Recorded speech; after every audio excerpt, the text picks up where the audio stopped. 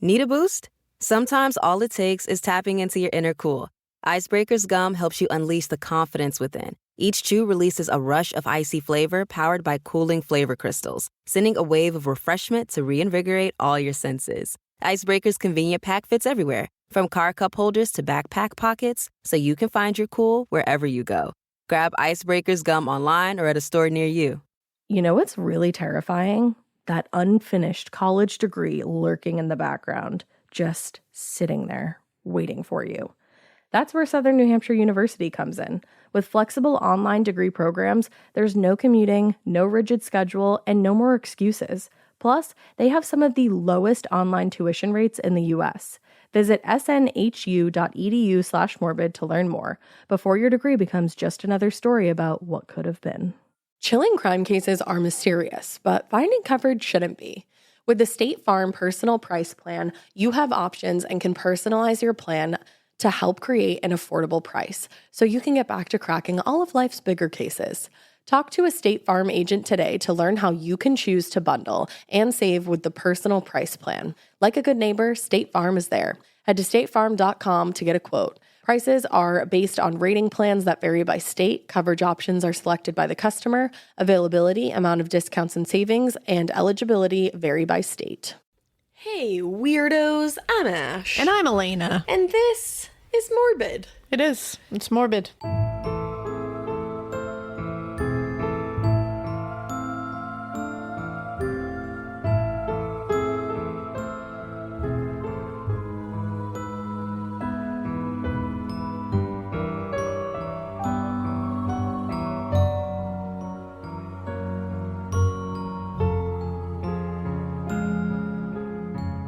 It is. What's up with you, man?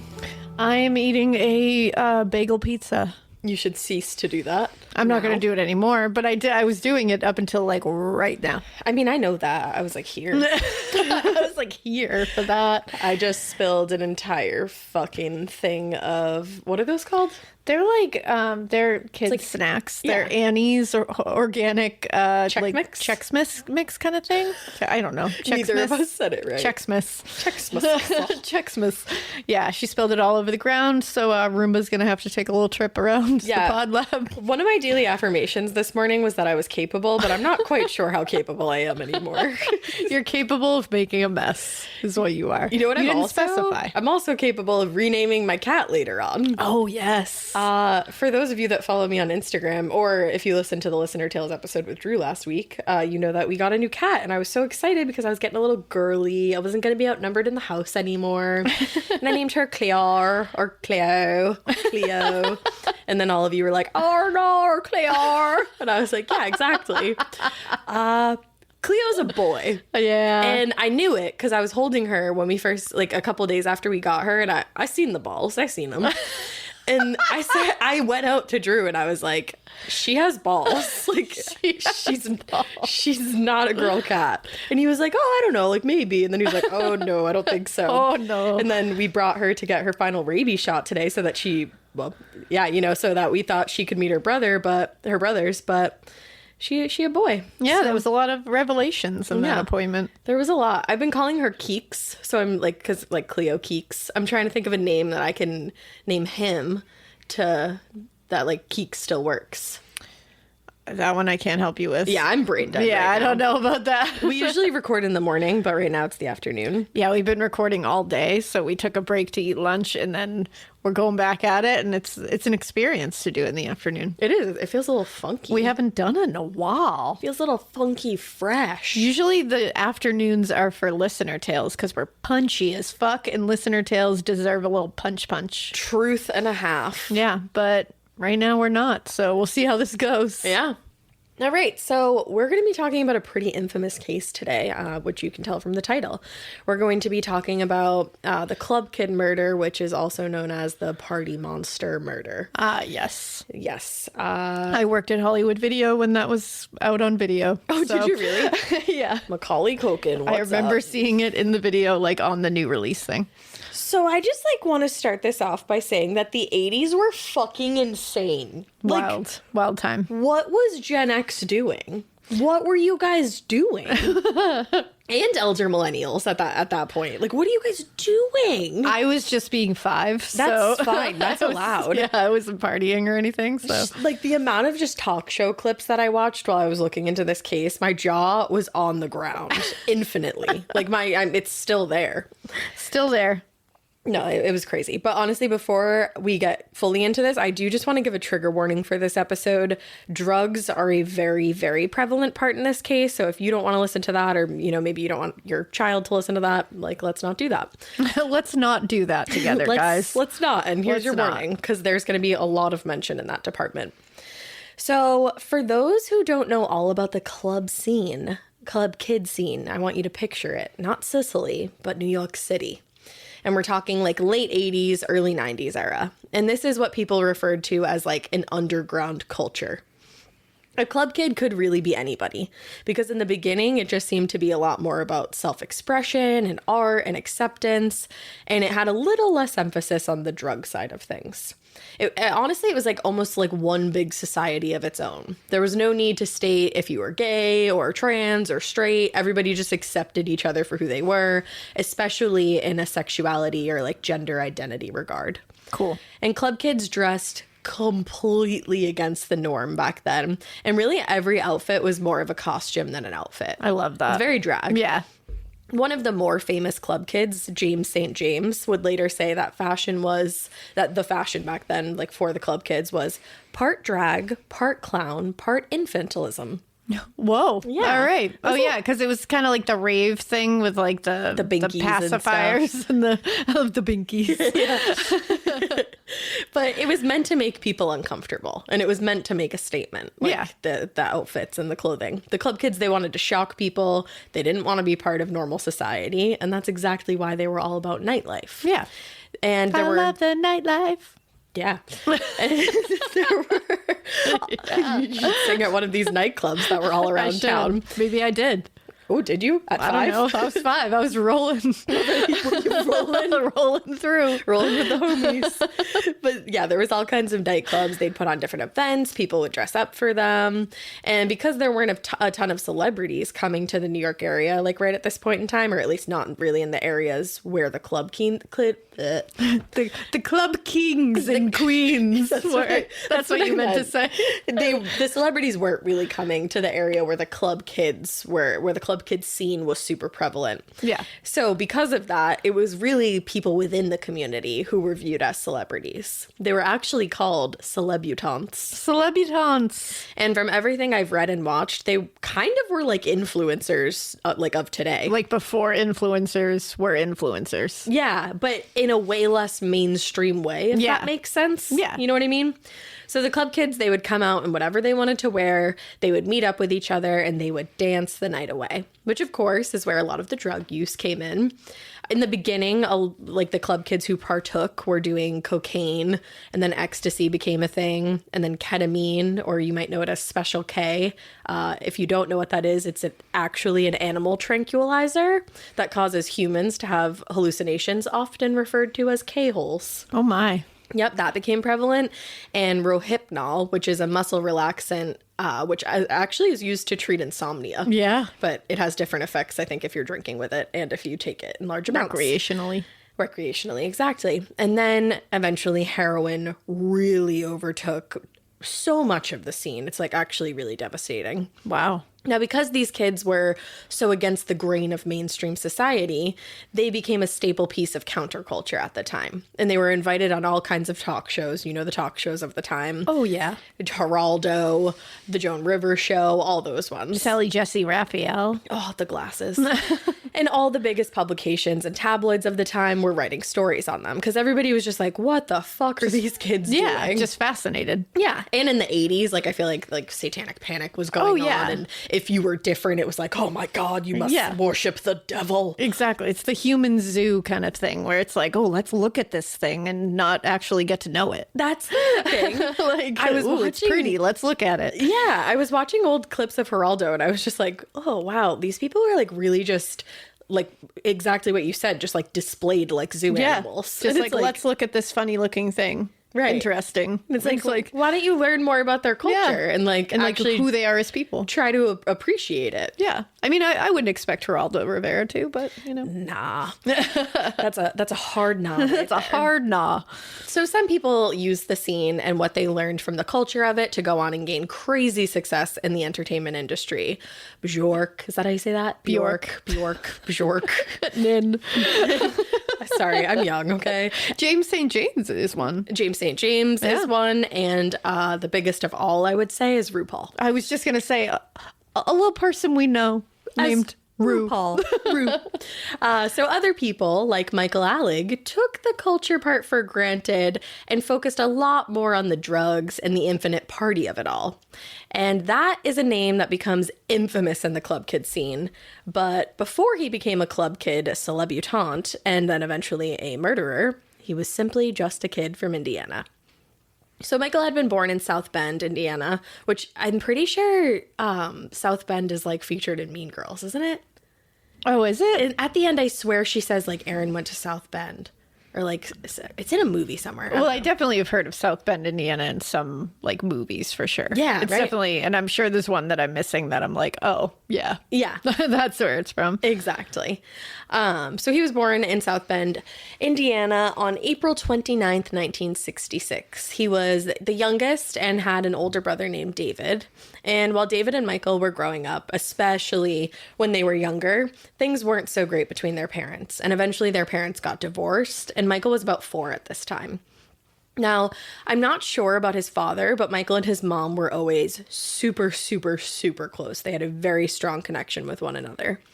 And Michael, by all accounts, when he was growing up, was a really good kid throughout his early years and even in high school. And high school was tough for him. He was bullied for being gay, even though he wasn't actually out yet.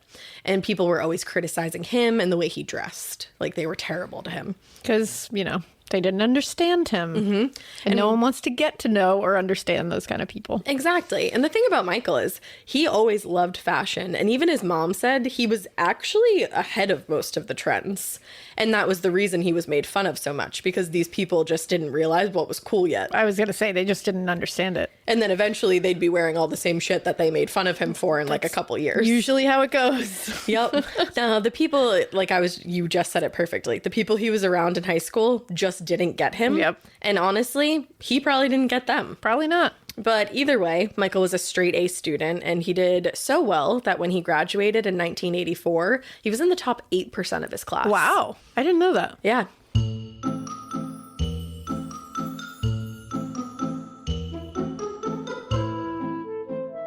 Now a word from our sponsor, BetterHelp.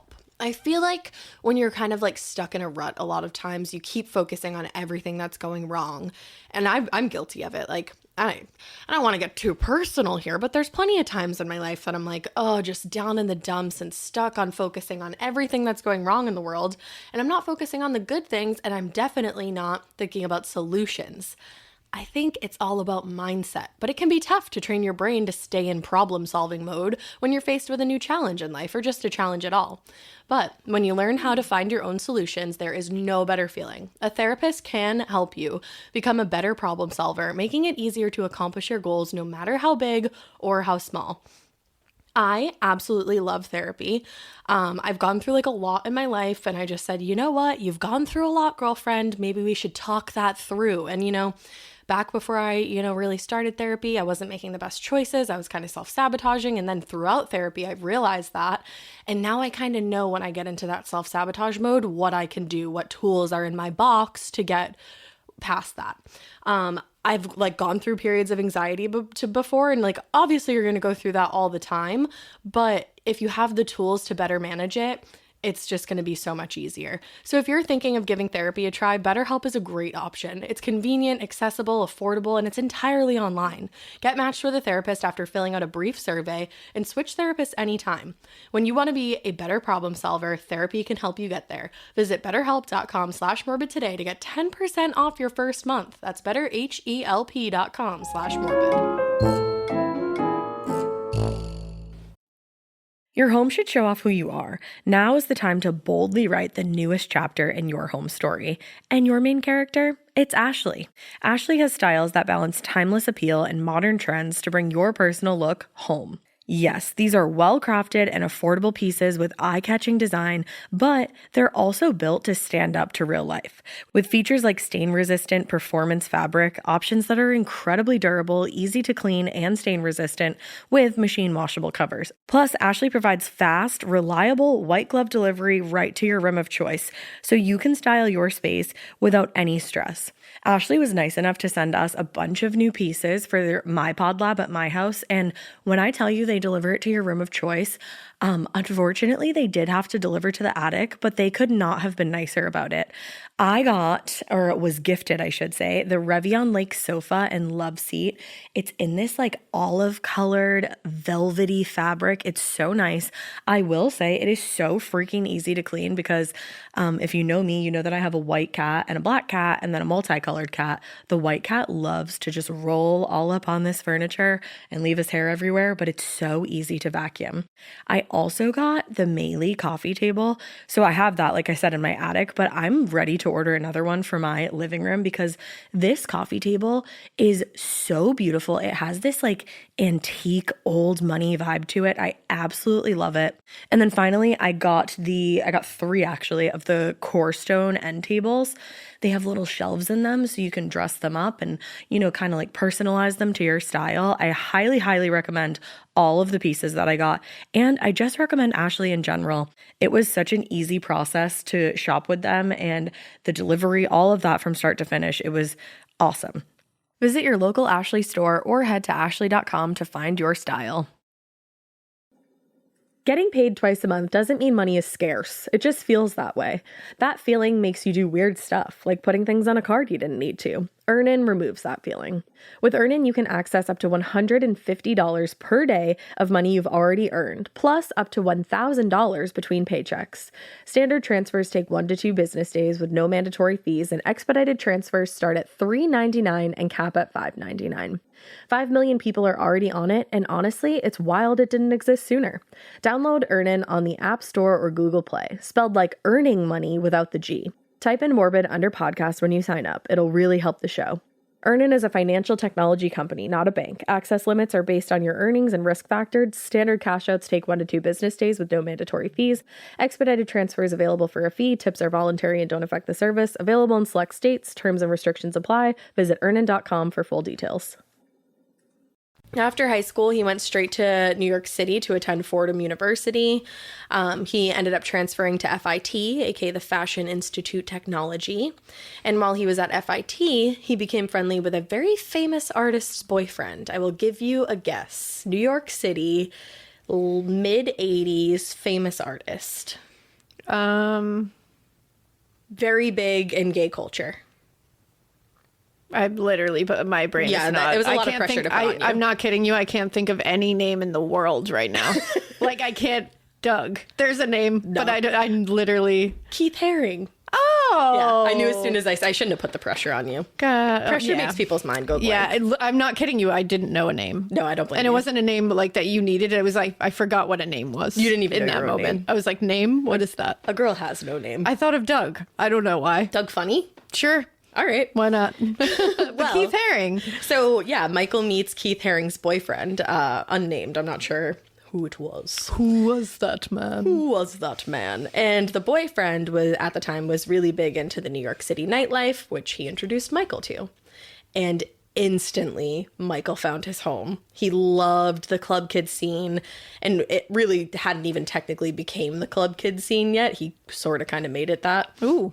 But he found out that this was his passion, like partying.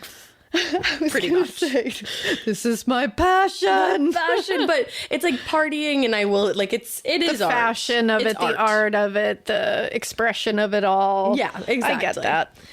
So he dropped out of school and he started working at one of the clubs, Danceteria, bussing tables. Okay. It was there that Michael was really able to get the inside scoop on nightlife. It was almost like he was studying the interactions of every little aspect that went into it all. The people waiting outside, the people inside, what they were wearing, what people came out for, which parties were the best, what music people responded to the most, all of it. He's like a club anthropologist. Kind of.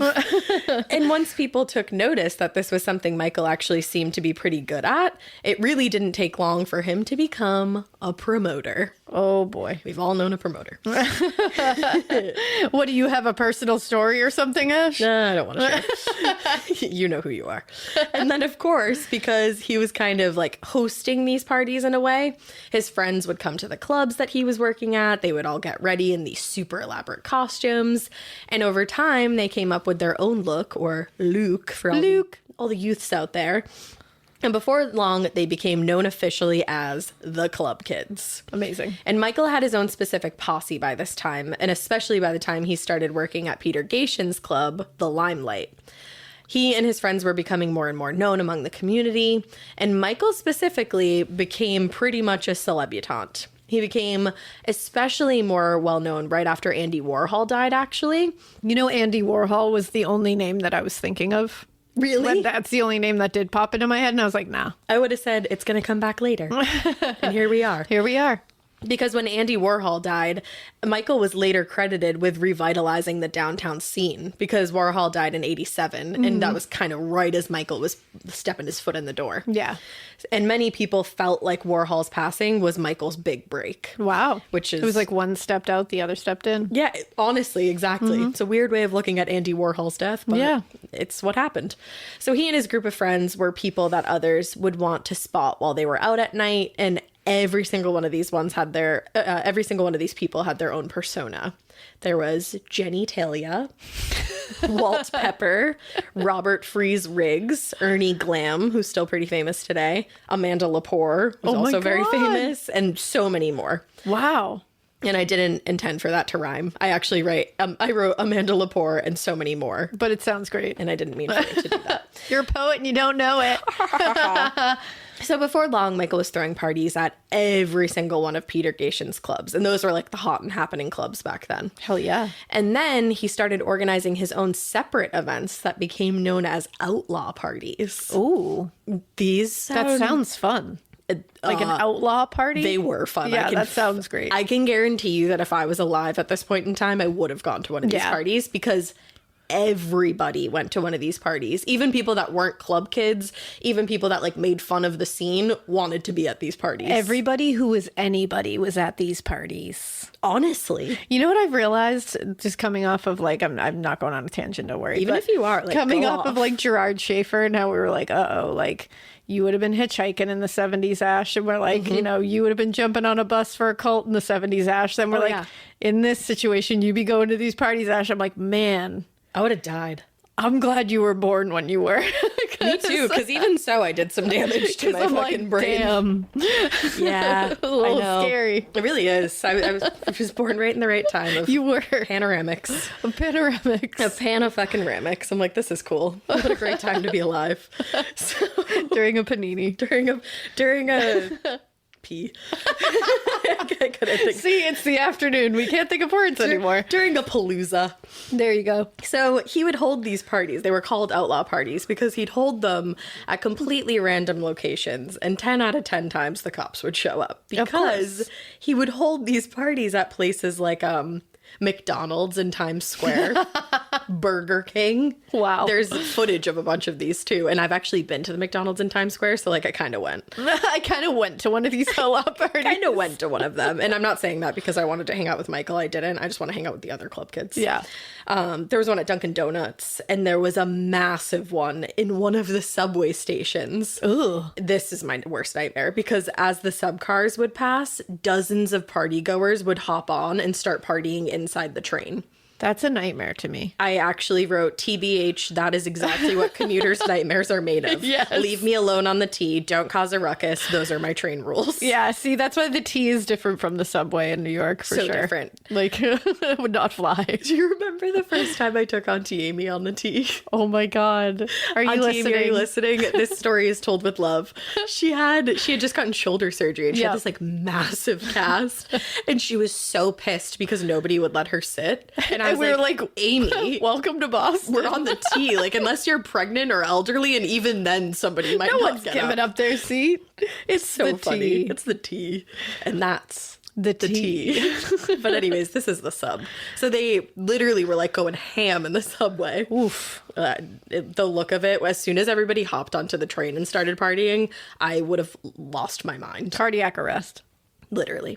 So once Michael got a good bunch of outlaw parties under his belt, he was actually able to convince Peter Gatien to give him one night a week at the Limelight to throw his own party, a la James Kennedy's See You Next Tuesday events at Sir. Oh my God, DJ James Kennedy. Pumptinis! It's not about the pasta. It was about the pasta. And the pasta's not pasta. It's very much about the pasta in this. The pasta could be found at this party. Yeah, at these definitely. outlaw parties. People are like, people that don't watch Bravo are like, I was just going to say, where are Vanderpump Rules heads at? So yeah, he convinced Peter. He was like, I just want one night a week to throw my own party. Like, can I do it? I'm so good at it. And Peter was like, yeah, you're really fucking good at throwing parties. He has it, like, at this point, Michael has a following of people because he's basically a celebrity in this world. I just love that it's like, I'm really good at throwing parties. I know. What a skill. All right. I mean, hosting. Yeah. So, and Peter obviously knows that he has a following and that he is good at this. So it's going to bring revenue into the club. Yeah, of course. So Peter's like, sure, have at it. Now, the main theme around Michael's parties was really just about pushing boundaries. I just want to give a trigger warning. Like, if you didn't heed my first warning, you don't want to listen to this next part with your kids. Oh, boy. So, or like anybody, really. Listen to it with no one. Yeah. Like, don't even listen to it with your own thoughts. Just leave the room. Leave your own thoughts. Keep this playing at the door. Any boundary that you could possibly think of, Michael most certainly pushed it. I'm uncomfortable already. You should be.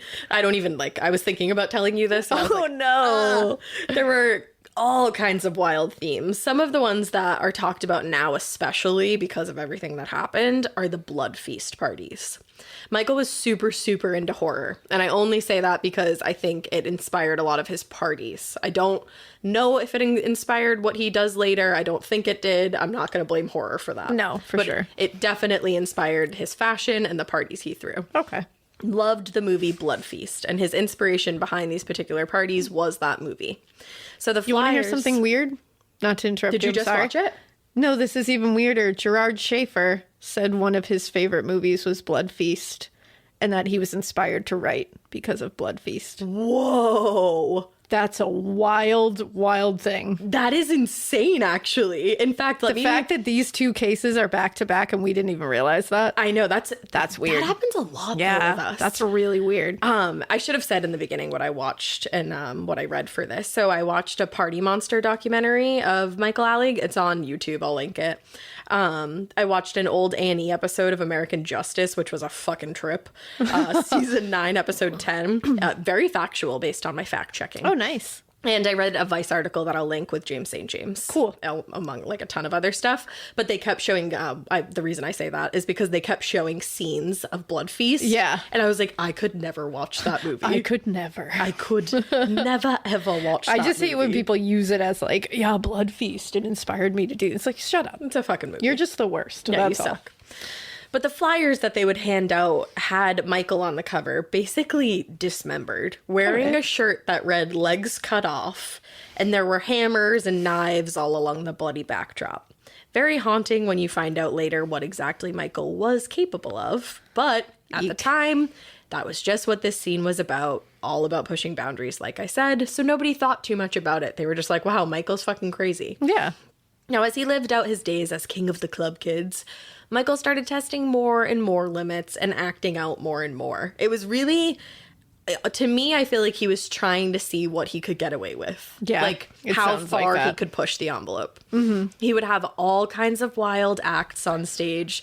They would come to these parties and they would put on shows. There were people performing champagne enemas. All right. Somebody who became known as the pee drinker. I don't really want to get further into that. I think you can paint your own picture. I was going to say, I don't really think you need to get into that. But I think we can all, a picture has been painted for all of us, I think. A very interesting picture. Very vivid picture. But it wasn't just the acts that he was booking and the themes of the parties that would become the main concern. Michael himself became the main concern.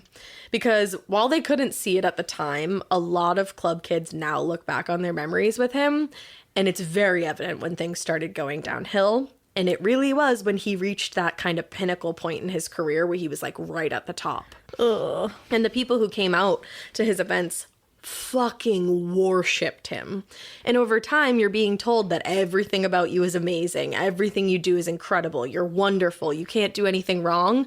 That's going to go to your head. Of course it is. Especially when you're young. And your sense of reality is going to be warped. And yeah, and you're like nocturnal at this point. Yeah, your circadian rhythm is all off. It's no good. And that's what happened to Michael. He got to the point where he felt like he could do anything and people would still love him. And later we'll find out how true that actually really was. But just a couple examples before we get there. He once handed somebody a bottle of yellow Gatorade and told them to drink it. And when the person did, Michael and all his friends started laughing. And the person who took a swig realized that they just drank Michael's pee. Yeah, I saw that one happening. He did that on multiple occasions. That's really disgusting. Yeah. And that's so violating, and that's really dangerous, and that's fucked up. It's very dangerous. And you know what's even more dangerous? Having people drink vomit. Ew. There was a, in the documentary that I'll link, this one kid literally shares that he drank vomit unknowingly. What the? First of all, how do you unknowingly drink vomit? It must have been mixed into something, and the clubs are dark. Ew. Yep. Oh. And then this is specifically fucked up because this just goes to show me that Michael was bound to escalate at some point to the level that he did. Like, I'm sorry, even that kind of shit. That's like, fucked up. That's really fucked up and violating. And if you're capable of that, then you're capable. Something's wrong here. Yeah, like something bad is going to happen here. And in my opinion, this is the worst one. Of these three examples. There was a time that he was standing on a balcony over one of the bars in the nightclub. And he literally started peeing onto the bartender below him. And she was a young girl, like a young woman. Oh my God. Just peed on her. And this tells you how fucked up this is, if this is the truth. One of his friends at the time who was there shared that the girl was obviously so upset that she ran to the management to tell them that she'd just been pissed on. And she got fired for going against Michael. Are you kidding me? I don't know how true that is. I don't know if it's like he was so legendary that like she got fired. But either way. And he definitely pissed on people. Like she was not the only person. My God. That was something that people said a lot. What a fucking animal. That's disgusting. My face is turning red just talking about it because it's like so disgusting. I'm like so embarrassed. Foul. It is. That's just so foul. You just don't do that. And it's ugh. It's just like, what is wrong with you? Now, Michael Musto, who was a fellow club kid, but also a columnist for the Village Voice, said that he felt like the bad behavior that Michael started displaying started off as performance and like a shock value kind of thing. But over time, he said it definitely moved on to actual bad behavior. And of course, when Michael started using drugs, it only added fuel to the fire. Yeah. So the parties that Michael and his close friends were throwing and going to were always loaded with drugs. You could ask around and find whatever it was you were looking for and a whole hell of a lot more. Yeah. Yeah, you got it. In the beginning, Michael, weirdly enough, or not weird that he was against it, but just weird when you see where his life goes, he was actually very against drugs in the beginning of things. Like, didn't want to touch them. But I think it was like he wanted to focus on like the creative aspect of things. But something changed one day. I read in a couple sources that he had a fight with someone he was seeing at the time, and despite them, he tried drugs for the first time that night. Okay. It's unclear what exactly he started with, I'm not sure. But in a very short period of time, he became addicted to almost every drug you could possibly imagine and was taking some of them all at the same time. Oh. There were times that he'd be doing ecstasy, ketamine, heroin, coke all in the same night. How do your insides not just explode? Or just like leak out of your nose? And I feel like these people, like, they do have it down to like a science, because when the coke when the heroin starts like chilling you out too much, people will do a bump of coke and like come like skyrocket right off of that, and you're like, that must be so bad for you. I mean, it is so bad for your body. I was gonna say, and it's just, you better have that down to that hairline, which boundary there, which there's going to be a time where you fall over either side and you fuck it up and something really bad happens. It's just like, that is, I don't get it personally, but No, I mean, do you be smart, be safe, yeah, but like just I be don't. safe. It's not for me. And just know that it's not worth dying over. No, for sure. Yeah. Whatever he could get his hands on, he would do. And then once he started becoming so addicted to pretty much like everything. Wow. He started supplying parties with drugs, making sure that they were there, just like free reign. People performing, he said, would rather be paid in drugs than money or than drink free all night. Instead of like a free drink for performing, they wanted drugs. Wow. Instead of an actual check, they wanted drugs. And Michael had literally everything at his fingertips, which meant that so did everybody else because he did. So in order to support his own addiction and in order to get everything he felt he needed at these parties, there were definitely a lot of drug dealers that he was connected to. And one of the main ones was a fellow club kid, Andre, better known as Angel Melendez. Unfortunately, there's really limited information about Angel's life, which really makes me sad, but I was able to find a bit. He and his brother Johnny immigrated to the U.S. from Colombia. Some sources say that it was just the two of them and make it seem like they were older when they came here. But others say that they were younger and kind of make it seem like they came with their family. But either way, Johnny and Angel, they were brothers and they were really close and they stuck by each other's side and they always kept tabs on one another. Okay. The Sherwin-Williams summer sale is here. Get 30% off select paints and stains or 35% off their newest product, Emerald Symmetry, July 17th through the 27th. Whether you're looking to refresh your interior or your exterior, they've got the colors to bring your vision to life. And with delivery, getting everything to your door is easier than ever. Shop online or visit your neighborhood Sherwin-Williams store. Retail sales only. Some exclusions apply. See store for details. Delivery available on qualifying orders. Every good detective needs a partner to support them on important cases. Think of a State Farm agent like your sidekick, there to help you along the way in your search for coverage. State Farm can help you choose the coverage you need, whether it's for your home, car, boat, or even RV. With so many options, it's nice knowing you have help finding what fits for you so you can get back to solving all of life's bigger cases. Go to statefarm.com or use the award-winning app to connect with a local agent and get a quote. Like a good neighbor, State Farm is there.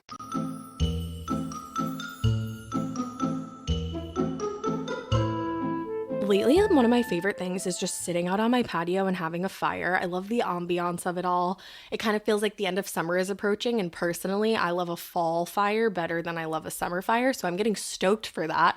And I'm gonna hype up my favorite thing that I'm stoked about right now, Solo Stove. I'm obsessed with my Solo Stove. And a smokeless fire pit from Solo Stove makes your outdoor moments even more memorable, let me tell ya. Because instead of having to constantly dodge the campfire fumes, like not trying to have my hair smell like that, Brenda, you can sit back, relax, and actually enjoy the fire. I absolutely love, I just feel like there's nothing like a roaring fire to bring you back to like yourself and hanging out with your family, you know?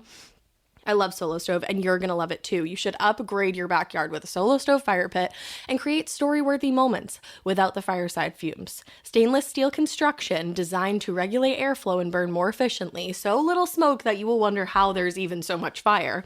It is the perfect catalyst for getting outside and spending more time with your family and friends. It's super easy to light your Solo Stove. It's like all you need is a few bits of starter. Drew's really good at it. And your fire is blazing in minutes. They're so confident that you'll love it. They even offer a lifetime warranty and a 30-day free return policy. Right now, you can get big discounts on all your fire pits during Solo Stove's Labor Day sale. And use promo code MORBID at solostove.com for an extra $10 off. That's solostove.com, promo code MORBID for $10 off on top of their incredible Labor Day discounts. But hurry, the Labor Day sale ends September 11th. Now, Angel was more involved in the club kid scene, and it was well known that he sold drugs. So Johnny kind of seemed to be a bit of a protector for his brother. Now, Angel was always able to be spotted because he was also known to wear these gigantic, like 6-foot wings when he went out. I just saw a picture of that when I looked it up. Massive. Yeah. And actually, you can look up clips of like the Geraldo show, just like be warned that, whoa, it's going to be a lot when you start watching the subject matter and how he handles things. But you can actually see Angel like display his outfit and kind of like walk the catwalk a little. Looks amazing. So no matter what he was wearing out to the club, there was always a set of wings to go along with every fit, hence the name Angel. Oh, okay. That makes sense. Now, Angel and Michael became connected through the club kid scene, and eventually Angel did become one of Michael's dealers. But what makes me sad is that there's a lot of people, like if you start looking into this case, you're going to run into this. A lot of people said that Angel wasn't part of the scene and that he was a poser. What? But it's like, this scene is supposed to be for everyone who feels like they're not part of something in everyday society. So then it is for him. So like how, Like this is kind of like drag, and drag is for everyone. Exactly. Like why you can't like kick people out of the scene because they're not what you want them to be. And what do you mean he's a poser? Yeah. Like, they were like, he didn't start with us, so like he didn't get it. And it's like, no, he came to all like the early parties and everything. There's footage of it. Oh, that's sad. And just like, how dare you? Like, just be nice, man. Like the whole thing is to not exclude people out of these things, and then it's like you're immediately excluding people. But every club becomes exclusive at some point. It's true.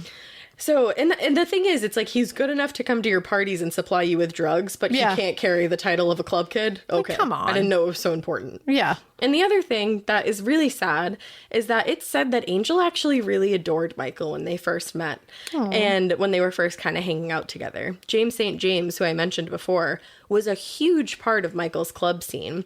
And he would go on to write the book Disco Bloodbath, a fabulous but true tale of murder in Clubland. Haven't read it. Haven't read Just want to put that out there, but he did write it. And he said in this book that Angel not only adored Michael, but he would, quote, let him get away with things that no other drug dealer would have.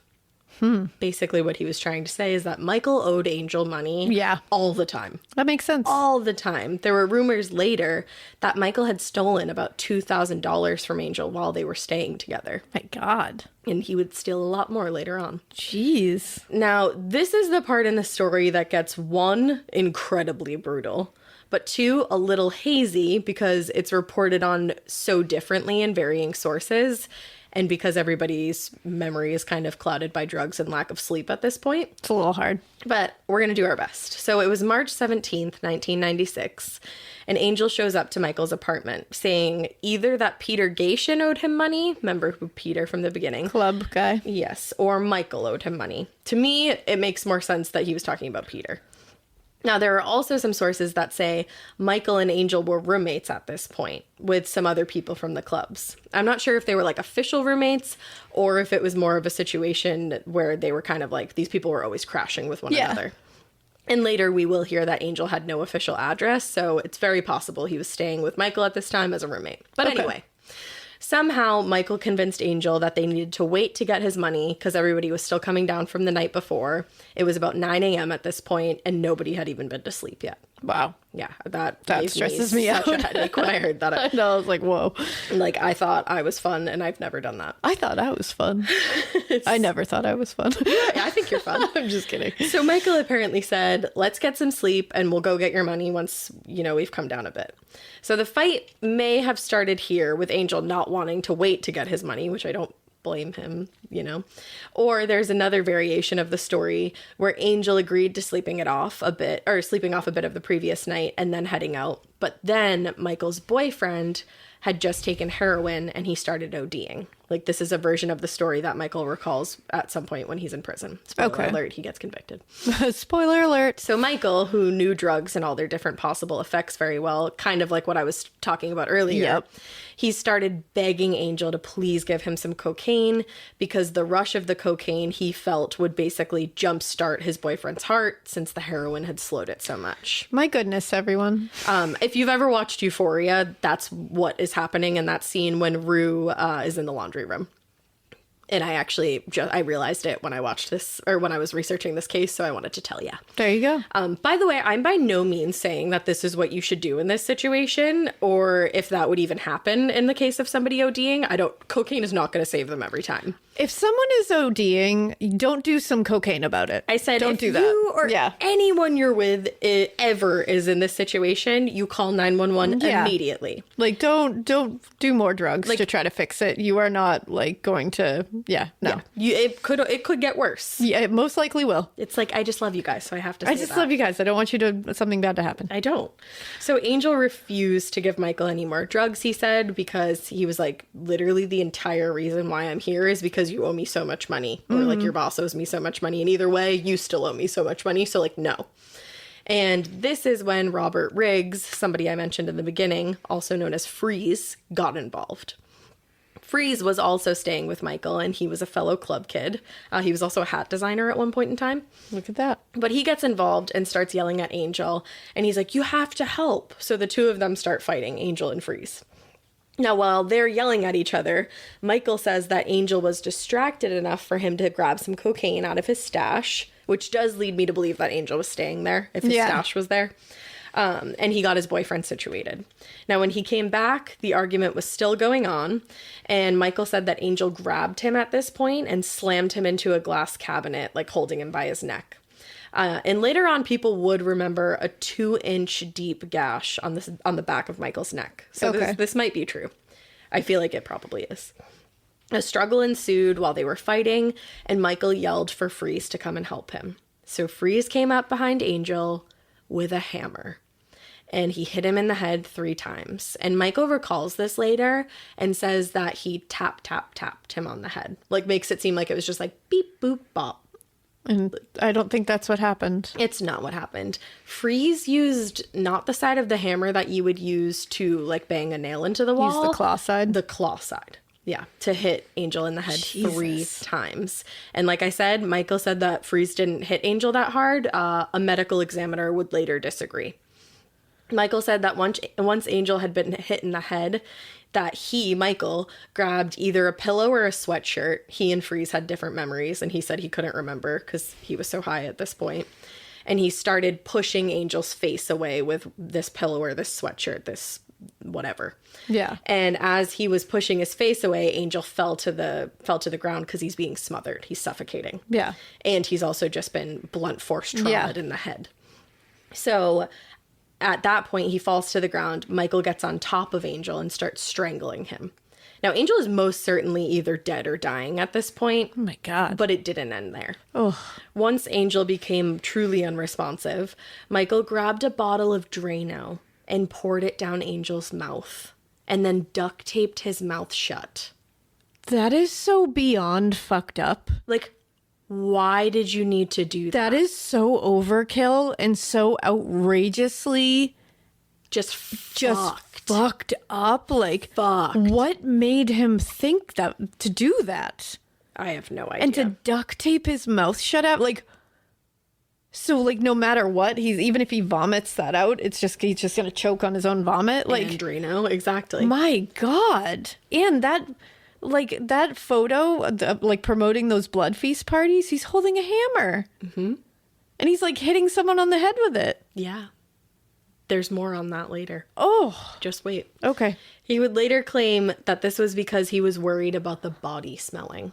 That's why he poured Drano down Angel's throat. Literally not one part of that makes sense. No, not like there's nothing literally about not this makes sense. A shred of that you could even pretend makes sense. No. That's the dumbest shit I have ever heard in my life. No. Wow. Wow. That's stupidity. It is. This whole, Oy. Yeah. Some sources claim that the Drano was injected into Angel's veins, but I read more often than not that was not the case. It was poured into his mouth. Ugh. He and Freeze loaded the bathtub with ice. They stripped Angel down to his underwear, and they placed Angel's body into their bathtub, closed the door behind them, and left the body in their bathroom for days. Days. Neither of them was quite sure how many days he was in there. My God. Angel was 25 years old. Ugh. 25 years old. So in the days following the murder, Michael and Freeze contemplated what they should do to cover up this whole thing. Michael said there was a point in time where they thought they should call the police. Oh, yeah, and explain that Angel was killed in self-defense. Oh, okay. I'm like not exactly sure how you guys thought that was going to work because you poured Drano down his throat and like nothing about that screams self-defense. And then duct taped his mouth shut. And then stripped his body and put it on ice. Yeah. What part of that was involved in self-defense? I just want to know. No? Wow. Oh, got it. None wow. of it. That makes absolutely zero sense. So when they decided against that, they decided that there was another option. This would be the best thing to do to get rid of the body and dispose of it. They decided that they were going to dismember the body and dispose of it in the Hudson River. Jeez. So it sounds like there may have been some back and forth over who was going to be the one to dismember the body. And finally, Michael said that he would, but he would only do it if Freeze would give him 10 bags of heroin. I will only dismember our friend's body if you give me 10 bags of heroin. Mm-hmm. Wow. Oh, and they did not consider Angel their friend whatsoever. Apparently he may have not. considered them friends, and it sounds like he did because he let Michael get away with so much shit. But they did not consider Angel a friend. That's really sad. Now, the thought behind it, I guess, was that Michael would be so messed up on heroin that it would make it easier to do so. So Freeze agreed. He gave Michael the 10 bags of heroin, and Michael went into the bathroom and proceeded to dismember Angel's body. Wow. Much like in the movie Blood Feast, and on the flyer that was handed out for an earlier birthday bash for Michael, Angel's legs were removed. Oof. In that picture that you were just talking about on the flyer, his shirt says legs cut off. Oh, yeah, it does. And it's a little hairy if you ask me. It's claimed that happened before Angel's death, but I don't know. I don't think so. Wow. I feel like it happened after, because that's just way too on the nose. There's like a hammer laying on the ground in front of him. Oh, yeah. He's dismembered on it, and his shirt says legs cut off. Yeah. There are no coincidences. There's literally a in head life. that has been like bashed open with a hammer. Yeah. Wow. Yeah. I So don't even know what to say about that. once Angel's legs were removed, they were placed into 2 separate garbage bags that were either thrown in the garbage or later thrown in the Hudson, depending on your source. And the upper portion of the body was placed in a box that many people claim was left in Michael and Freeze's living room for days. What is wrong with these people? And I guess the reason why it didn't start smelling was because it was like a cork-lined box. Some people even claimed that Michael would make jokes about Angel while people were sitting next to that box and tell them that he was in the box next to them. Because people were starting to be like, hey, like, where's Angel? Like, I haven't seen him around. And if they were at Michael's house, he'd be like, oh, he's in that box. Oh my God. Yeah, nobody believed him, but they would later find out that Michael was telling them the entire truth. Wow. Getting scared is one thing. Getting a thrill is, well, you want more of those in your life. The Genesis GV70 is built to thrill, baby. A thrilling yet elegant design always makes driving the GV70 an exciting adventure. Its powerful athletic stance screams performance and turns heads. Everybody's looking at you, girl, or boy, or whoever. Command the road and experience a class-leading standard 300 horsepower. Oh my God. Plus, discover the different dynamic drive modes for all different terrains. Choose between the different terrain modes for whatever road conditions you may encounter. The Genesis GV70's award-winning technology and performance lets you drive with comfort and drive with confidence all at the same time. It's an exciting SUV with intuitive tech that can make your ride smooth even when the road isn't. And its blind spot cameras allow you to see what's next to you. It's like having eyes on the side of your head. That's pretty iconic. Its performance, by the way, is measured not only in power, but in how it makes you feel confident, sexy. The Genesis GV70. Learn more at genesis.com and feel the GV70. Okay, let's be honest. I feel like when we were all like really first starting our periods, we all had that moment where we bled through our jeans or something like that, and it always happened at school or at a sleepover somewhere really embarrassing. Periods always come with enough surprises, right? So nobody wants a pad that stinks. And honestly, women have been expected to just deal with that for way too long. That's why Kotex is changing the game with a completely redesigned lineup of pads and liners like Kotex BioCare. Kotex BioCare is the first and only pad with the pH proactive system that helps optimize the pad's pH. And the pad helps combat odor and irritants from period blood. Listen, we take care of our faces with 12-step routines, but we're just going to ignore our downstairs mix-up? Absolutely not. Kotex BioCare gets it, and I love that. Check out Kotex.com for more details on the new launch of Kotex BioCare, available in regular, heavy, overnight, and daily liners. Every flow covered. Now available at retailers nationwide.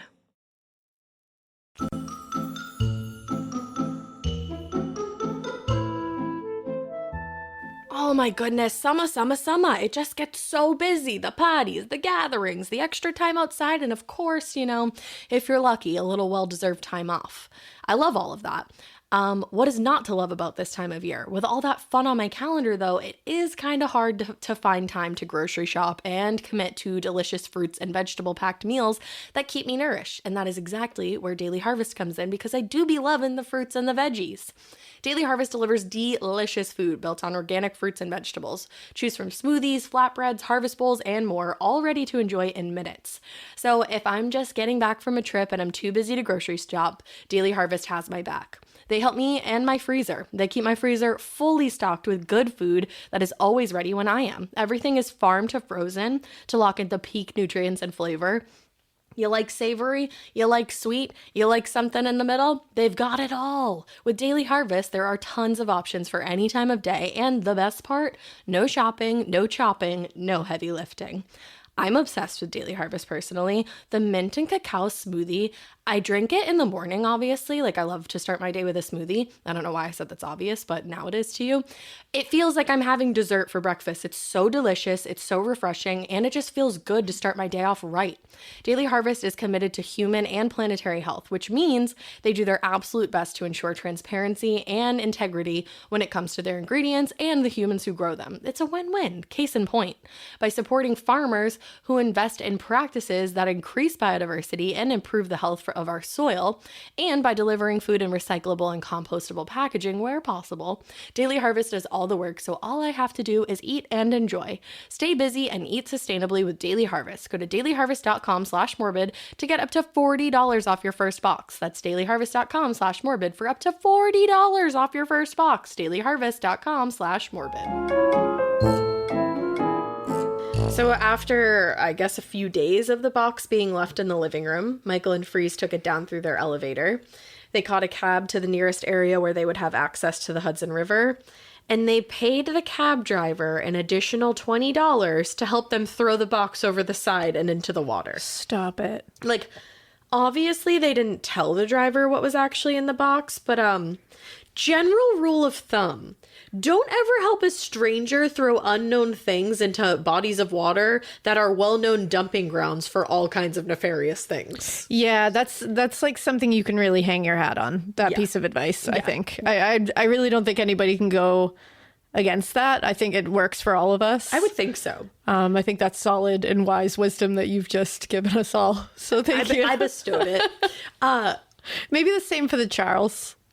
Definitely. Yeah, the same for the Charles. Works in Boston too. Don't do that. How many bodies wash up every year from the Hudson River, and you thought you were just throwing like china dishes over? Yeah, it's side? like, come on, you know you're not doing that. You knew what you were doing, and you did it for $20. Yeah, come on. No man. amount of money could make me do that. You laugh and you say absolutely not, and I never saw that box. And you get in your car and you toot your horn and you drive away. And you peel out of there. And then you call the feds. Yes.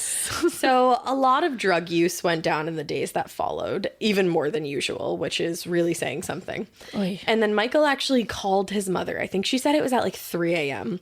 And he was on the phone crying and in a panic. And she said that he was just rambling. Like, she couldn't put anything together, but he was talking about somebody named Angel. She said at one point he talked about a murder. He kept saying tiny pieces. Like, he was going absolutely nuts on the phone. Oh, man.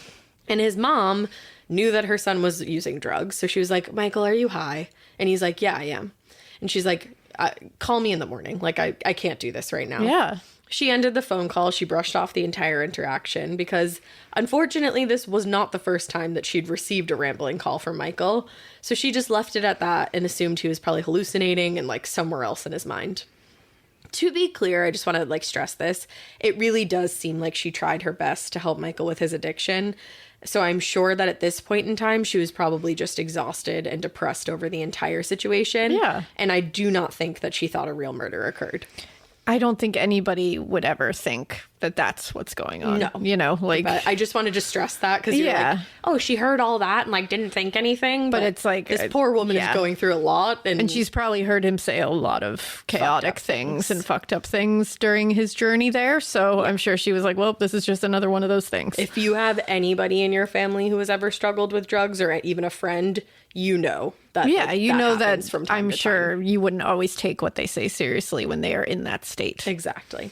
So Michael and Freeze, they continued on with their lives in the weeks after Angel's murder. In fact, Michael actually furnished his apartment using about $18,000 worth of Angel's money. Oh my God. Yeah, and had people over to do the rest of Angel's drugs. Wow. Yeah. So when people asked where all this stuff had come from, Michael would either change the subject altogether or sit there jokingly and say that he'd stolen it from Angel after he killed him. Like, he was talking about killing Angel to other people in like immediately after he killed him. Immediately. Because he knew that no one's going to take you seriously. Everyone's going to be like, that's fucked up to say. Like, what's wrong with you? Like, exactly. I personally, if someone joked about that in front of me, I'd be like, that, especially now, knowing what we know about many people in cases and all these situations, I'd be like, that's fucked up and something's wrong here. Don't say that to me. But a lot of people, they make stupid jokes like that around their friends all the time. And like, people don't take it seriously. So it's like, especially like, you know, when you've been like awake all night and like doing drugs and stuff, it's probably not one of those things that you're gonna be like, I bet that's serious. No, exactly. Yeah. And he's, I mean, usually talking about this at night in the club while they are on drugs. Exactly. So they're just like, you're just fucking being crazy. Yeah. So then about 2 weeks after Angel's murder, Michael actually did go and meet with an attorney. I found this out toward the end of my research and I had to go back and put this in and I was like, what the fuck? Like, that attorney, I don't know how, like, do you just have to like keep things a secret if you're an attorney? Attorney-client privilege. Is that what that is? Yeah. But even if he doesn't become your client? I don't think that. Maybe we should look that up. Let's look it up. We looked it up. We did. Still a little confused. Yeah, it's a little confusing. Attorneys at us. Yeah, is it that, from what we read, it appears that just by like meeting and, you know, attempting to hire this person as an attorney, possibly, or entertaining the idea that there's some amount of privilege involved, like attorney-client privilege, confidentiality. And it basically said, like, you can't say that your client's lying unless they're lying under oath. Yeah, so maybe that's what it is there is some kind of confidentiality just by way of tapping an attorney in even for a minute. Yeah. But attorneys add us. I mean, Deb's an attorney, so Deb, what's up? we should probably just ask her. Called her. I mean, she's got like many kids now, so like we don't need to do that. But so he met with the lawyer like 2 weeks after he killed Angel, and photos were taken documenting all of his quote unquote injuries. One was that gash in his neck, which was pretty serious, and the rest were really just minor scrapes and bumps. It made it seem like some kind of struggle had ensued, but self-defense was going to be hard to claim here. Yeah. The lawyer advised Michael that he had two options. He could come clean and turn himself in, or he could keep his mouth shut. Michael really didn't choose either option. He didn't turn himself into the police, and he most certainly did not keep his big trap shut. Yeah, it didn't feel like he was going to. Which, like, I'm glad he didn't, but at the same time, it's wild when you find out how many people knew about Angel's murder and all the specifics and just did nothing to bring it to authorities at all. That's really upsetting. He was still planning parties in no time, still going to the clubs and telling his closest friends exactly what had happened to Angel. Wow. And some people just thought that this was another one of Michael's stunts. They thought that he was pulling one over on them for one reason or another, trying to convince them that he and Freeze had killed Angel. But people were like, maybe he just paid him to disappear for a little bit and he's going to come back and it's going to be like, it'll lead to like this big party or something. Yeah. Like it's this big elaborate prank. He's done things like this, like, you know, like these big elaborate crazy events, like artistic, like we don't understand them, but here it is kind of thing. Yeah, so like maybe he's just a genius. Yeah. He's not. No. Others, people that were closer to him, really did believe him and they just wouldn't turn on him. They had him on this like weird pedestal where even if he did the wrongest thing humanly possible, he could still do no wrong in their eyes. That's so wild. It's insane. The amount of times when working on this case that I saw him referred to as a king was just absolutely mind-boggling. My goodness. While there were people who knew exactly what happened to Angel and others had their ideas, Angel's brother Johnny had no idea what had become of his brother. Aww. And he was desperately trying to look for him. This was pre-cell phone days. And I mean, for the most part. And Angel didn't have a permanent address. So Johnny kept paging and paging his brother, but getting nothing back. So after about a week or so with no reply, Johnny went into the police to file a report. The police were so unhelpful that they actually tried to convince him not to file a report. They said it wasn't going to really be necessary. What? Because in their eyes, Angel was a queer drug dealer who could have been anywhere, and they really couldn't care less about looking into his disappearance. Wow. So Johnny was like, yeah, fuck you guys. I'm not going to let you sit on your asses while nothing is being done for my brother. So he got to work. He starts investigating. He took it upon himself to hand out and tape up missing persons flyers with a $4,000 reward for any info on the whereabouts of his brother. And at this point, his whole family is involved and is like, where is our family member? And those flyers had Angel pictured in his classic wings. Johnny would walk up and down the streets of Angel's favorite places. Angel really loved Christopher Street, which you might remember from our Marsha P. Johnson coverage. Oh, yes. Loved Christopher Street. And just like everywhere, anywhere Johnny knew that it's the afternoon. I was just going to say there's a lot of names too. There are. Anywhere Johnny knew Angel would have been, he went and checked that place. And nobody had seen Angel. They were like, I haven't seen him. I haven't heard from him, but I have heard some rumors about what's gone on. Yeah, some strange shit being said. And like, you might want to talk to Michael Alig or one of his friends, any of his friends. So somehow Johnny was actually able to get in touch with James St. James. And James said that was when he realized the reality of what was going on here. Because he had heard these rumors. And he said it really hit him in that moment because Johnny was sobbing on the phone and asking if these rumors were true. And James then went on to say, we had all began thinking of Michael as a murderer instead of Angel as a victim. Oh, wow. Like, I feel like that just speaks to the bizarre connection that everybody felt with Michael. Yeah, like, nobody it definitely was even does. thinking about the fact that a man had lost his life and been brutally attacked and murdered. Yep. People were just like, oh, Michael's a murderer. Yeah, like, holy whoa. shit. Just thinking of him as the star. Right. Yeah. So when Johnny finally did get the chance to talk to Michael, he did go and speak to him. I want to say face to face, but I can't. He knew right then and there that something had happened to Angel. He knew it was bad, and he knew that Michael knew exactly what happened and probably caused it. Because he said while they were talking, Michael would look everywhere else in the room except for right at Johnny. Mm-hmm. That's why I say they didn't talk face to face. Yep. And Johnny said, I felt like it's because me and Angel look a lot alike. Ooh. And they do. They really do. I hope it made him uncomfortable. Oh, I hope it did. I absolutely hope it did. But I don't even know if it did. I was going to say. Or if he was just like zooted and looking around because he couldn't care less. Yeah, and I think he just didn't care. He didn't care. Yeah. There's not one part of me that thinks he's remorseful for what he did. But everything in me hopes that it was because he was so uncomfortable. I hope so. I hate that Johnny had to do that. Because that's awful. So other people within the community started talking too, and eventually a piece for a very big newspaper in the city, I mentioned it earlier, the Village Voice, was released. It was written by another famous club kid, again, somebody that I mentioned, a columnist, Michael Musto. Oh. Or Musto, excuse me. There were no names mentioned. It was It was one of those... a blind item. Blind item, there it is. A blind item. But it spelled out everything that was going on. It did everything except say Michael and Angel. We love a blind item. Yes, so it spilled the whole tea. And more attention was being brought in other press outlets at this point once that piece came out, and things started really, really heating up for Michael. He would actually tell the press that he had nothing to do with Angel's disappearance, and once actually referred to himself as an easy target. Wow. He said during the filming of a documentary about him and his club kids, he said the reason he was such an easy target was because he was with Angel the last time before he was, and then he pauses for takes a good because he's pause. like, well, shit, how do I say this? And then he says, before he was gone.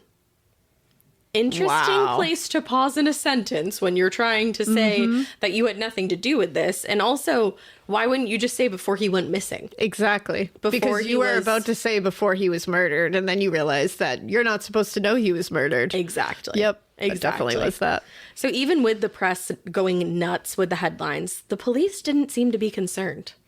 In fact, 6 months had gone by, and Michael had not even been questioned in relation to this murder. And as far as he knew, no body had turned up yet, so he was just going about his life, partying. Why does he care? So it's because they didn't care about this community as a whole. That's exactly what it is. They didn't care about Michael, but they didn't care about Angel. They didn't care about any of it. No, they didn't care at all. Who cares? They're like, kill each other. It's fine. Mm-hmm. Yeah. Like, that's what that was. They thought you're a whole bunch of weirdos. Yeah, and we really don't care. He's also, I think they were racist because he's a Colombian immigrant. I think they just didn't give a shit. Oh, you can tell there's a lot There's so much hatred. Mm-hmm. Hatred. Just like bias. Neglect. Yeah. Laziness. Lack of empathy. Just disgusting. Putrid people. Yep. Like, these are human beings. But they don't see it that way at all. Mm-mm. So September went on, though, and the police actually decided that they did want to chat with Michael. Oh, cool. They did. But it had nothing to do with Angel at all. Wow. And had everything to do with his boss, Peter Gatien. The police and the federal agents were working together to try to do a drug bust on Peter and his clubs. They called his clubs honeypots. They were basically saying they were honeypots for young people and that these kids were being lured in by all the drugs. And once they got hooked, they were destined to live a loop of sleeping all day, recovering from the night before, and then heading right back into Peter's trap, starting the cycle all over again. And it really seemed like they were looking the other way in the hopes that they'd be able to use Michael to testify against Peter. Wow. He would have made a great witness against Peter because of course. He was super close to him. He's essentially his right-hand man. He'd worked with Peter for a wicked long time. And I think they thought they were onto something because by this point, Peter had actually fired Michael. It was shortly after Angel was killed. And I think he said it was because of his drug use. Peter said he fired Michael because of his drug use, but I don't know if that's the truth. I think it was because he knew what was going on. You wonder. I think he'd heard the rumors. He gave Michael 2 options, though. He said, you can go to rehab or you're done here.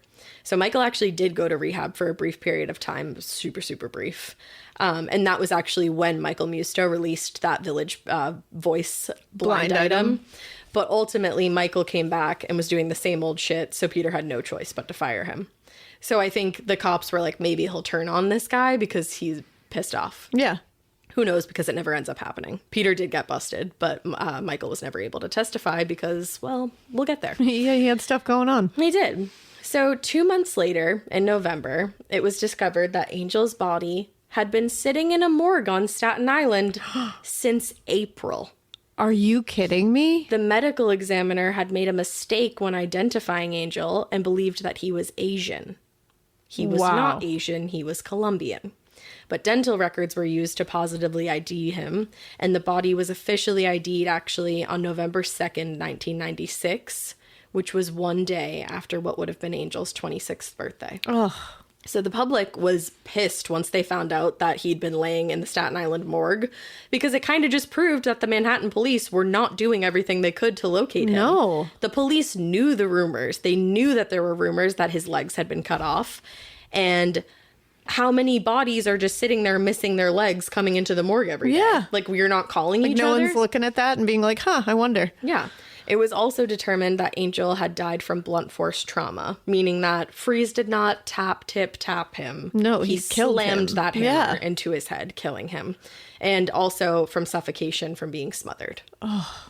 So Michael Musto, who wrote that blind piece laying everything out about the murder without naming any names, said of the discovery, every hideous rumor turned out to be a horrible reality. Oh, because you would think none of that would be true. You'd think it was this horrible game of telephone where it gets worse and worse and people are just adding their own nightmares onto it. But this or was horror so movie bad, things, but it's they real. Didn't even have to. They didn't have to. It was all real. It was all horrific. Ugh. And it's the way he says it. Every hideous rumor turned out to be a horrible reality. Yeah. So he is a writer. So in the time between the press outlets going crazy and Angel's body being identified, Michael decided that he needed to get out of New York City and Freeze should come with him.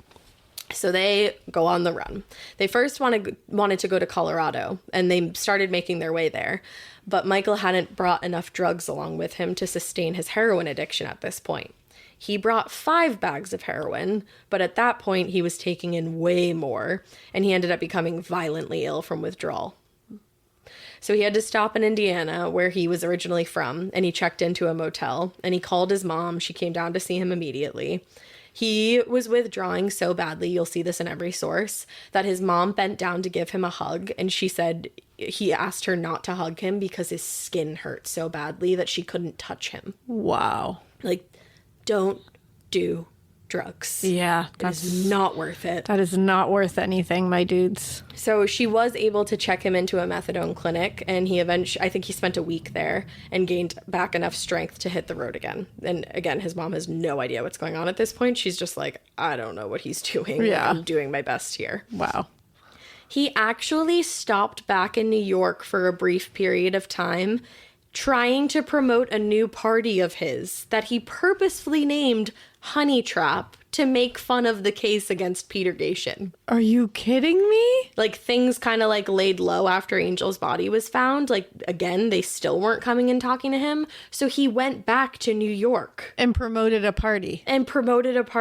Wow. Luckily, the parties were not successful at all, and the tabloids started writing about how shitty they were and how a fucking potential murderer was trying to make a comeback. Wow. So and the if tabloids are going crazy again. And if you look at he has a Twitter account, because when he like came back on Twitter, he was trying to like sell and promote like old invitations to these honeypot parties.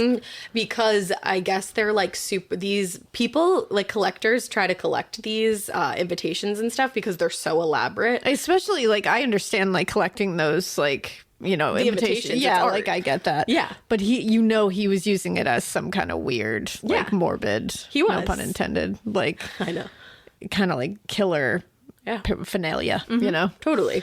I don't think that's the reason people were buying it, like you were saying. But no, that's but you know, what he was doing. He probably thought that was like a good angle. Totally. Apparently, they sell for like crazy amounts of money these days. I get it, because some of those invitations would be really cool to have. Yeah. Like not his, but anything else. So, yes. So he tries to make a comeback. The tabloids are like, wow, that really sucked. And we are pretty sure you killed somebody.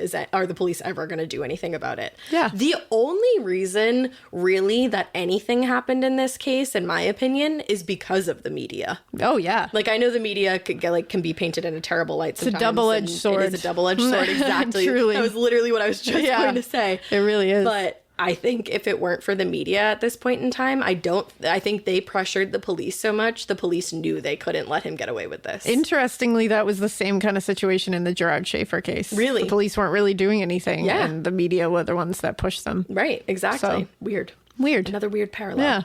So again, Michael decides once these tabloids start heating up, he's got to get back out. So he goes on the run, this time with his boyfriend, Brian, who he was dating at the time. They made their way to New Jersey, and they checked into a hotel room, but they did not stay long. Because on December 5th, 1996, at 3 a.m., the police surrounded the hotel. They knocked on the door and arrested Michael for the murder of Andre Angel Melendez. Good.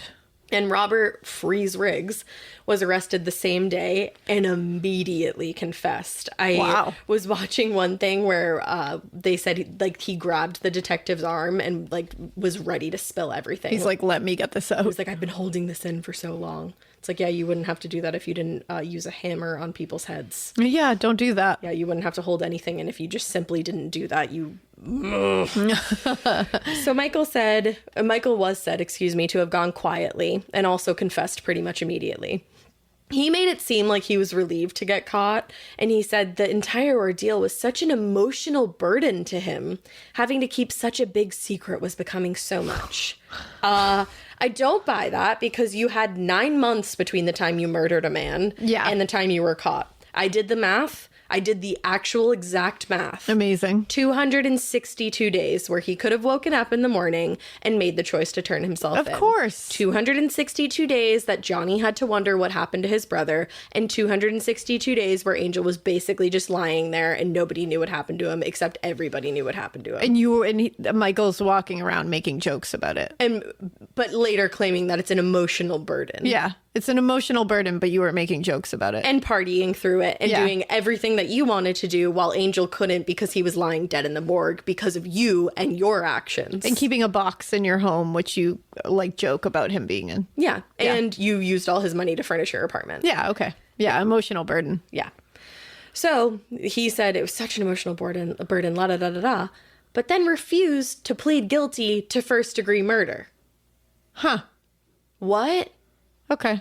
You are carrying this emotional burden and you're so happy that you're getting caught and like you think you need to be punished, but you're not going to plead guilty to first degree murder. Makes sense. And actually, some people said like it should have been first degree murder because some people said in the days leading up to the murder, Michael was saying how much he wanted to kill Angel. Wow. So I don't even know if that whole thing in the beginning, because that whole thing in the beginning where like his boyfriend was ODing and then he needed the coke and then it started a fight. That's coming from Michael. That's from his mouth. Yeah. I don't know if that's true. Yeah, they might have lured Angel there and killed him for one reason or another. Absolutely, they could have. Probably because things started to heat up because Angel was like, I can't keep spotting you, dude. Yeah.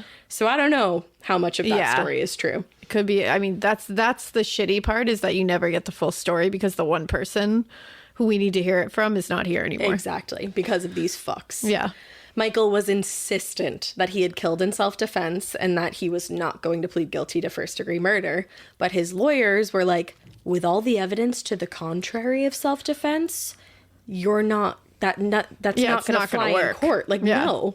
So instead, Michael and Freeze were given what we fucking hate on this podcast, a plea deal. Ugh. And they pleaded guilty to first-degree manslaughter. Oh, come on. He hit this man in the head with a hammer 3 times, smothered him, strangled him, poured Drano down his throat, laid them in his bathroom for multiple days, and then dismembered him. And you're trying to call that manslaughter? Wow. In what world? Yeah.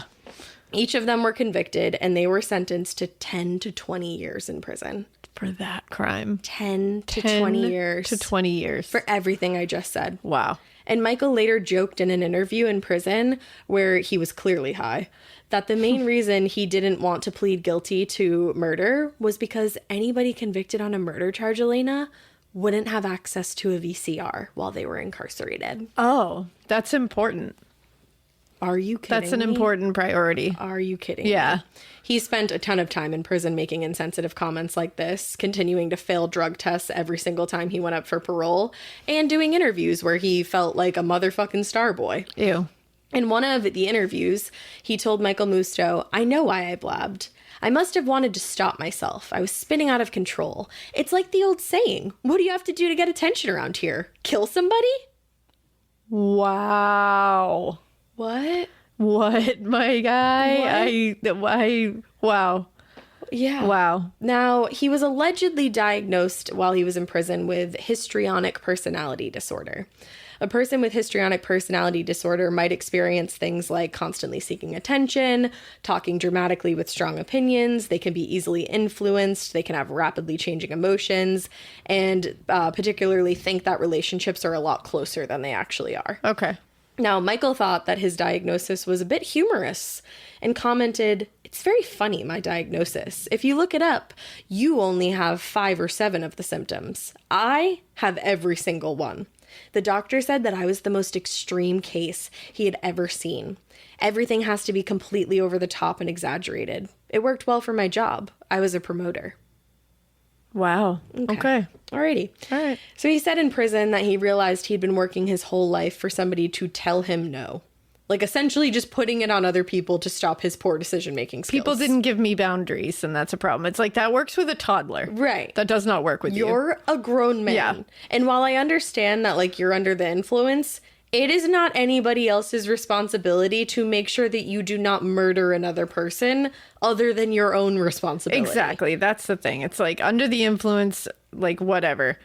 That still does not make it that but you are like, whoops, I killed somebody while under the influence. It's like, that. Okay, you're guilty. And there are plenty of people that use drugs and do not And kill don't kill people. about it. Like, that's not an excuse. That's the thing. That's not an excuse. So Robert Freeze Riggs had been let out of prison for good behavior, again, back in 2010, and was on parole until 2016. He seems to have turned his life around, which I guess we can all be thankful for that I he suppose hopefully so. will not murder again. He seems to live a very private and quiet life. He got his bachelor's degree in anthropology and then pursued getting a PhD in sociology from NYU, and also works as a researcher for a prison initiative at Bard College in New York. I mean, that is what we hope when people go into prison. So I suppose let's hope that's yeah, that turns out well. I hope so. But it's a real shame that Angel didn't get the chance to live that kind of life and have that kind of growth. That's all I could think of when I was writing down everything that he accomplished. Yeah, I'm like, Angel should have gone on to accomplish those things, but you took that from him. Yeah. And it's like, do you appreciate that fact? I hope so. That you took that from somebody else and that you better appreciate every second you have out here? I don't know much about how Robert Riggs really feels about it, because again, he kind of just like went about his own life very privately. Michael, on the other hand, I will go on record right now saying that he is the most insufferable human. Oh, yeah. Was the most insufferable human. Yeah. He vowed, and this is a good thing, it is a good thing for now. He vowed to stop using drugs, he said, in 2009 while he was still incarcerated. And eventually he got paroled in May of 2014. But he really didn't seem to change at all through the rest of his life. Like you said, he had a Twitter. He immediately took to Twitter when he was released and tweeted a photo of himself licking a Starbucks cup with the caption, "Who needs Coke when you can get a caffeine jolt from a Starbucks double espresso? Hashtag drug free." You just got out of prison for murdering a man, dude. Get off of Twitter. Get off of the internet. Don't go on Twitter. Like, do something actually productive. Oy. It is so hard to wrap your brain around what I'm going to say next. Just please know that. Your brain is doing mental gymnastics in a moment, so take a deep breath. Michael was welcomed back to New York City by pretty much all of his friends who knew exactly what he did, and a lot of other people that weren't even friends with him when he did what he did, with wide open arms. Wide open arms. They were all trying to help get him acquainted to a new way of life. Somebody that I will leave nameless wrote a piece in honor of Michael getting out of prison and went throughout a letter explaining different aspects of the new world to Michael and how he could handle it. Okay. Yeah. Michael did work on various projects once he was released from prison. He really wanted to have a reality show. That makes a lot of sense. It certainly does. I'm happy that he didn't get one. Yep. He wanted to sell a memoir that he wrote while he was in prison, Aligula. It's like a play on his last name. Or Aligula, I think probably that's the way you would say it. Caligula. Oh, there you go. There you go. Hello. Look at you. Hello. Look, I'm coming back. I'm coming back. Took me a minute, but now I got words again. He actually completed some projects with his friends from back in the day. He and Ernie Glam, who I mentioned at the top, still successful, a longtime friend of his. They started a YouTube channel together. He released a song with DJ Kioki called What's In. He had an art show where he displayed his paintings that he had worked on in prison, which do sell now. In February of 2017, though, he was arrested for trespassing and possession of crystal meth. He'd been found in Joyce Kilmer Park right outside of the Bronx Supreme Court at 1:30 in the morning. That specific park closes at dusk, and even if it is open, you're actually not allowed to smoke crystal meth in it. Just letting you know. Not allowed. Yeah. So he pleaded guilty to trespassing charges, and the drug possession charge was dropped. Okay. That makes sense. Yeah. This man truly had a hold on New York authorities. Yeah. Truly had a hold. Sounds like it. He went on to host and promote several parties that happened in person before the pandemic. And then once the pandemic happened, he actually and his group of friends there were actually the first people to throw virtual parties on Zoom. And the police were actually so concerned, like, I guess he didn't have a hold on them at this point. They were so concerned that these were actually, like, happening, that they were, because they were promoting them. Yeah. They thought they were really happening in person, so they were investigated. But it turns out they were not really happening in person. They were virtual. But on Christmas Eve in 2020, Michael was found unconscious in his home in Washington Heights, Manhattan, by his boyfriend. And it was later determined that he had accidentally overdosed on heroin. So he was pronounced dead shortly after midnight on Christmas Day, and he was 54 years old. Wow. And that is the story of the party monster / club kid murder. Wow. That is a wild ride, and to honestly, say the least. That's like a pretty condensed version. Like there's so many books to read about this. There are so many documentaries to watch, and you will just feel filthy watching these documentaries. Just like, filthy. Like his way of looking at everything was so skewed and so I have no words. Like, and it's just everyone around him just said, yes, Michael. Just fell in line. Yes, Michael. Sure, Michael. They just you killed someone, Michael? No problem, Michael. And you wonder, like, what was it about him? Like, he had to have some kind of charisma that got people to... I was going to say, no matter what, all, like, cult leaders and stuff, like, they all have something that makes people believe them. But they also know where to find people that are in a place that they need something to believe in. Oh, yeah. Too.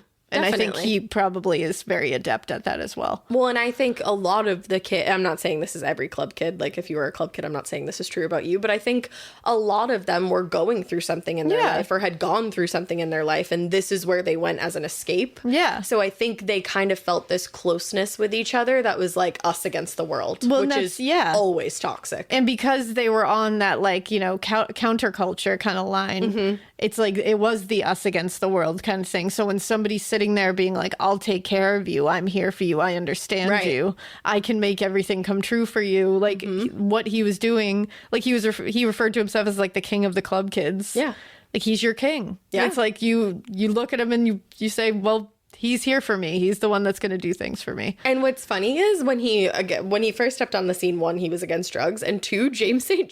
James said that he was actually like intolerable. Like, people fucking hated him. And then all of a sudden it was his charisma. Something just like he figured it out. Yeah. I don't know what it is, but Michael figured it out. Exactly. That's what it is. Whatever it was that he had to grab onto to become that, he became that. He did. And that's like a real cult leader thing. It is. And you know what's sad is it's like, if you hold that power, like, that can be a great thing because you can change, you can make change in the world. Wield it correctly. And he was, to a degree, like, he was going on these shows and saying, like, we're not normal, but like, we're part of the world. Yeah, we're people. This is art, and like, you might not understand it, but it's still art. Yeah. But then at the same time, he was doing this shit, and there's like, you know, he was peeing on people and like handing people vomit. There's actually rumors that he may have been involved with underage boys. Like, yeah, it's like he had such potential, and he just flushed it down the toilet over and over and over again. You see that story so often, though, that people get a ton of power and a ton of resources, and they you take it one of two ways. You either try your best and you try to like make good changes in the world, and you try to help people, and you try to like, you know, just make good things happen, or you shit the actual bed and you just let it destroy who you are as a person, destroy any value system you ever hold, and just destroy your outlook on like everything around you and just cause chaos. And that's exactly where he went. It's like you hit that tipping point and you go one way or the other, and he just dipped to the left. It's like Ma always says to us, like, Ma has said this to all of her children growing up. I know exactly what you're about to say. There are 2 ways you can go in life. She always says, like, you can go and do great things and like la la la, or you can walk down the path and become a victim and let everything happen to you and like make bad choices. And Ma always says, let the dark side up. Yep. There is a dark side and a good side to everybody. Everybody has bad days where they're a bitch or a dick to somebody. Of course. You have to figure out bringing the light side of you up and pushing the dark side of you down. Exactly. And not like pushing it down of like pushing your demons down, but just like diluting the darkness with light. Yeah, like not treating people like shit. And like everybody's like, again, like he had all this power. People are going to make mistakes, and they're going to trip and stumble and like not do everything the right. Is going to agree with them. Not everyone's going to agree with them or understand them or want to be around them. But it's like, you have to fucking try, man. Like, you have to try to keep that light side up a little more. Like, that's just wild. What a wild story. Such a crazy story. It's such a cautionary tale. Yeah. It really is. Such a tragic tale all the way around. Because Angel was just, and the sad thing is that Angel gets so lost in I was this gonna story. say, yeah. He gets so lost in this story because everybody's so focused on Michael. And I can see why. Like, I can see why, because it's so crazy that he was just walking around talking about the fact that he had murdered Angel. And those are the people who become larger than life because they're just so, it's a fascinating thing to look at someone who can do that. Right. So it's like, I need to know about that. Yeah. You know? But it's just so sad. Like, we should know so much more about Angel than we Yeah, do. that's the thing. We should. It's really sad. Ooh, So, all right. Well, thanks for that. you're welcome. And with all of that being said, we hope that you keep listening. And we hope you keep it weird. I don't have to tell you not to keep it this weird, because if I do, like, it's too far gone. Just be safe out there, okay? Bring up the light side. Just make good choices. Be safe. Don't hurt people. kind. Don't hurt yourself. Be good to you. Yes. Bye. And always call 911 in an emergency.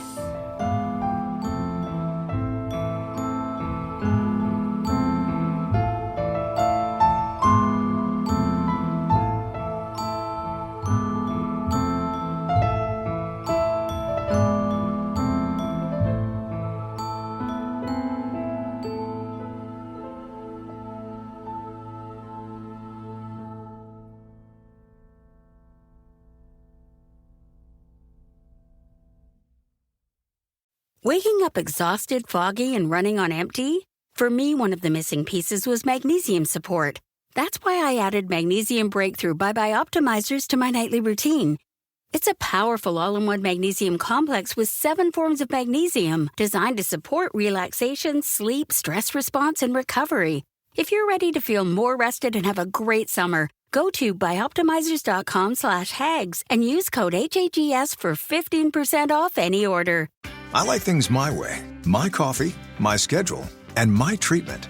So I talked to my doctor about self-injecting with the Vyvgart Hytrulo pre-filled syringe, which contains efgartigimod alpha and hyaluronidase QVFC. It's injected under your skin, subcutaneously. It means I can inject in my space, on my time. It's my treatment, my way. Visit VyvgartMyWay.com. That's VYVGART MyWay.com. And talk to your doctor about Vyvgart Hytrulo. Brought to you by argenx.